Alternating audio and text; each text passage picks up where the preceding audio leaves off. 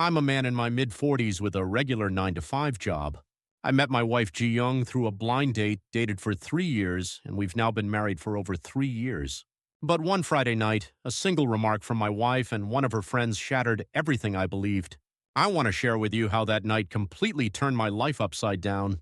I used to think our early years of marriage were full of love and mutual respect. Ji Young is outgoing and sociable, with plenty of friends, while I'm quiet and reserved, but I always respected her for who she is. I've been at my company for 7 years, commuting every day from 7 a.m. until about 8 p.m. I'm living an ordinary life. Even after we got married, we'd spend our weekends chatting over coffee at a local cafe, content with our simple yet happy life. At least that's what I believed. Then it all started on a Friday night when Ji Young had invited some friends over. After dinner, like usual, I went up to my room to read so as not to disturb their gathering. That night, though, I felt like grabbing a snack and maybe making a quick trip to the kitchen. As I neared the doorway, I heard the sound of laughter, and then my name was mentioned. What I overheard next was anything but ordinary. One of her single friends joked, "Hey, Ji Young, what would you do if a way better guy just appeared out of nowhere? Imagine a guy who's truly your soulmate, no wonder some of us can't get married."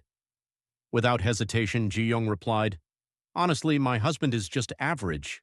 Sure, he's stable, but if a more ambitious, wealthy guy, me real ideal type showed up, well, you know how people can get swayed. Maybe I'd even switch." Her response was met with raucous laughter from her friends. My heart sank. It felt as if someone were squeezing the life out of me. I stood by the door listening in disbelief. Soon their conversation turned spiteful as they continued talking about me behind my back. "Look, your husband just landed that huge business deal and booked an overseas trifie, even reserved a famous pool villa that celebrities love. But then again, Ji Young, your husband is just a regular office guy. He's not getting promoted and he must be exhausted. I almost feel bad bragging about him," one friend remarked. Ji Young sighed and added, "I'm honestly a bit envious. Our house, our everything so mediocre. I guess I just have no luck with men." Then another friend interjected, half concerned, "Hey, shouldn't we be careful talking about this when Minsu's around?" Ji Young chuckled lightly and replied, "He's busy reading his book. Even if he hears something, so what?" I was frozen at the door, my hands growing cold and my heart pounding. How could my wife so casually speak about me behind my back in our own home? The pain of betrayal hit me like a ton of bricks, and I could barely hear my own thoughts as her words echoed in my mind. Maybe I'd be swayed, maybe I'd switch. The realization was unbearable. The worst part was knowing that all the sacrifices I'd made for her, staying late at work to pay for her grad school tuition, working tirelessly while she struggled to launch her cafe, dream and failed, sharing the household chores so she wouldn't get tired, had all meant nothing. Bitterness washed over me as I recalled every moment when I put her first, only to realize she had taken me for granted. My mind reeled, so I discreetly activated my phone's recording app and crept to the door to listen in a little longer. Almost as if reading my thoughts, her friends began to say, "But you know, Minsu is such a family man and cooks great. That's a huge plus." Ji Young snorted and added, "Yeah, my husband may not have been that into household chores at first, but he's improved. At least, that's one thing. Though when it comes to ambition and, the bedroom—" Well, the room erupted with crude laughter. One friend even joked, "Man, I'd love to try someone younger than my husband like in their 20s. You've got the stamina, Minsu." Another piped up, "I'm curious about a foreign guy like that muscular blonde type from the movies, or even a black guy." Yet another friend started, "I once hooked up with that new guy at worko." Never mind. Their explicit jokes and raucous laughter filled the room, each remark cutting deeper into my heart. I couldn't believe that in our home right under my roof my wife and her friends would casually mock me with such callousness. I could barely stand it. My body trembled, my heart pounded, and I felt like I was suffocating from the weight of shame and betrayal. Every crude remark and every laugh made me wonder, was I ever worth anything at all? I felt numb as their words replayed in my mind. Maybe I'd be swayed. Maybe I'd switch. Each syllable a stab in the heart. I couldn't bear to listen any longer. I quietly closed the door and retreated to my room. Locking the door, I sat at my desk, heart racing uncontrollably. My hand shook so badly I couldn't hold a pen, and when I accidentally knocked it off, the sound of it rolling on the floor felt like a final mocking punctuation to my ruined life. I replayed every word in my head. How could the woman I loved, the one I trusted with everything, despise me so completely? The thought of it left me breathless. Over the next few weeks, things only grew worse. Although Ji-young's excuses for being out late grew more frequent, saying she was going to the gym. Even though I noticed her car still in the parking lot or meeting up with friends, the seed of betrayal had been planted deep within me. One day I even detected an unfamiliar cologne in her car that wasn't mine. When I casually asked, she brushed it off with, "Oh, a friend must have sprayed some cologne in the car." Her nonchalant tone did nothing to ease the dread building in my chest. Then came the day I unwittingly opened Pandora's box. At work, while preparing for an important presentation, my laptop malfunctioned, and I had to borrow Ji-young's work laptop, which we never used to check each other's devices. When I booted it up, the browser immediately displayed shocking pages: married couples, secret rendezvous forums, anonymous dating connections, infidelity dating. Apps all unmistakably linked to her recent online activity. My heart sank as I scrolled through browser history and email exchanges. I saw messages like "last night was unforgettable," "I felt a thrill being wrapped in your arms," "I can't wait to see you again for longer this time," "I'll be waiting." Each message felt like a punch to my gut. There was undeniable evidence Ji-young had been using these sites to meet other men, presenting herself as a free spirit. Tired of domestic ties while actively searching for a way out of our marriage, I discovered a folder labeled "A New Beginning" on her computer, filled with documents outlining divorce procedures and asset-splitting plans. One note in particular was devastating. It listed her ideal man as someone earning over 100K a year, driving an imported car, and living in upscale neighborhoods like Gangnam or Bundang. Every word felt like a betrayal of everything I'd believed. The final straw was a message that completely broke me. "Last night was incredible. I still feel the tremor of your touch around my neck. Next time, let's be bolder, let's last longer." The words struck me like a sledgehammer. My head spun, my vision blurred, and I nearly dropped the laptop. In a desperate bid to save every piece of evidence, I snapped photos of every incriminating screen. As I scrolled through the messages, my mind went blank. Every graphic detail, every crude remark, they seared into my memory. I realized then that no amount of excuses or explanations could ever undo this betrayal. My heart felt hollow, and the photos of happier times we once shared now looked like cruel reminders of a lie. I carefully returned the laptop to its place and sat in stunned silence. Soon after, I heard the front door open. Ji-young had returned. I slowly stood up and looked her in the eye. With a trembling voice, I asked, "Where have you been?"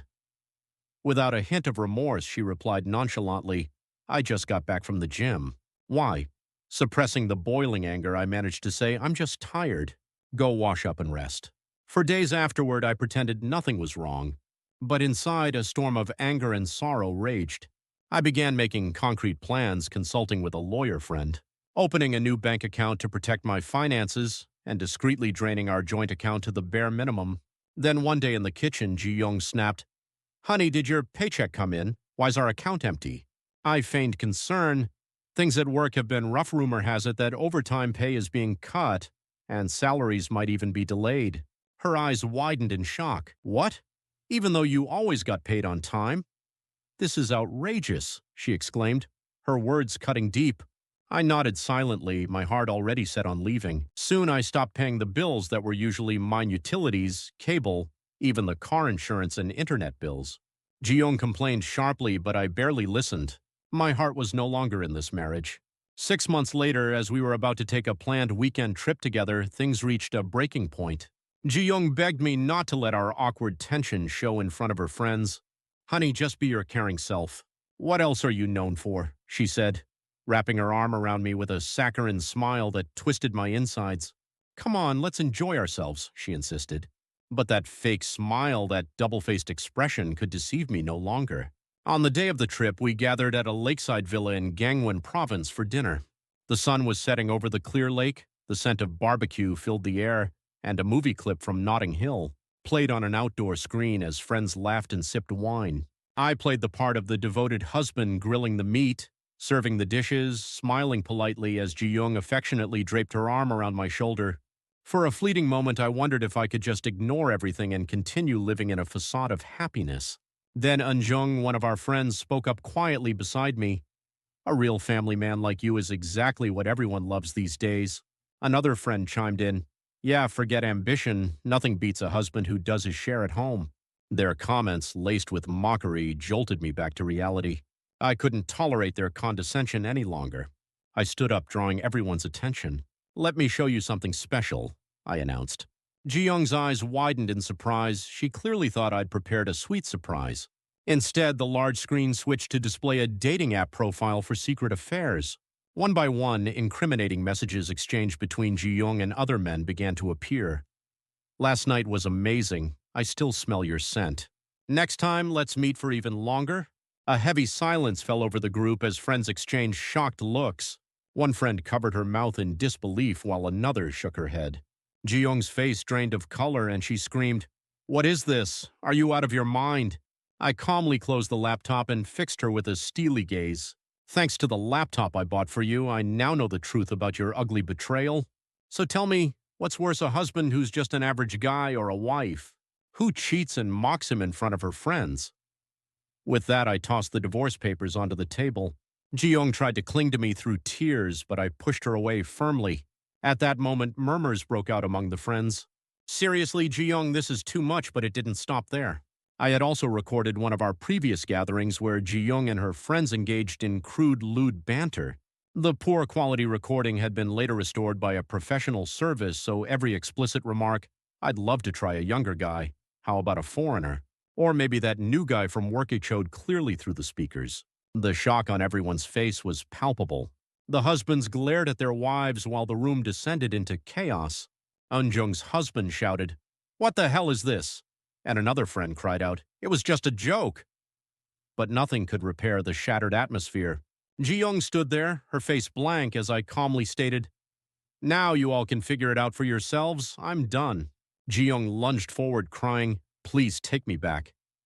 But I refused, climbing into my car and leaving the villa without looking back. Driving along the dark Lakeside road, I barely registered the passing trees. My heart was heavy, but I knew I had to leave it all behind. Hours later, I arrived home by taxi. Ji-young stormed in, slamming the door and screaming, "You bastard! How could you do this to me? You humiliated me in front of my friends. What am I supposed to do with my life now?" In a fit of rage, she threw a vase from the coffee table onto the floor, shattering it into pieces. The sound of breaking glass echoed through the house, and the sight of her red, tear-streaked face was the final blow. The next morning, she pleaded in a broken voice, clinging to my leg, "Minsu, I'm sorry I was so wrong. Please, let's start over." But my heart had already closed off. I couldn't tell if her words were sincere or just another act. With help from my lawyer friend Do-young, I initiated divorce proceedings with minimal fuss. Do-young reviewing all the irrefutable evidence from her dating app records and messages to the detailed documents outlining asset. Divisions shook his head and said, "Man, you made the right choice. You're done with her." The court ruled in my favor, awarding me alimony while denying Ji-young any. Walking out of the courthouse, I felt a strange mix of relief and bittersweet vindication. Thanks to the money I'd quietly siphoned from our joint account over time, I didn't suffer much financially. Ji-young finally got the freedom she craved, but all the stability, love, and devotion I had given her was gone. I silently vowed to see who she'd end up with and whether she'd ever get what she deserved. Soon enough, even Ji-young's friends distanced themselves from her, revealing that they too were fed up with the fallout. In the months following the divorce, I felt a liberating emptiness. Returning home to an empty living room wasn't heartbreaking, it was freeing.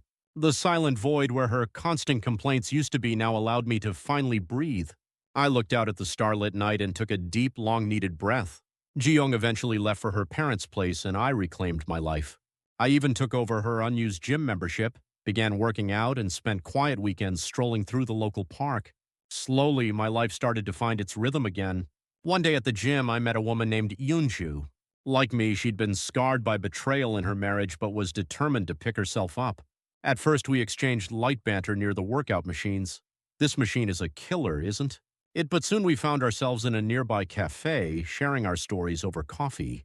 "I used to cook such a terrible miso stew that the whole kitchen would flood, but now I'm almost as good as a chef," I joked.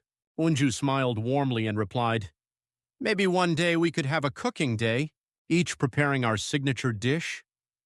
Her gentle laughter filled the quiet cafe, and for the first time in a long while I felt the darkness in my heart slowly recede. Yunju was not only talented in the kitchen, but had a kind, kindred spirit.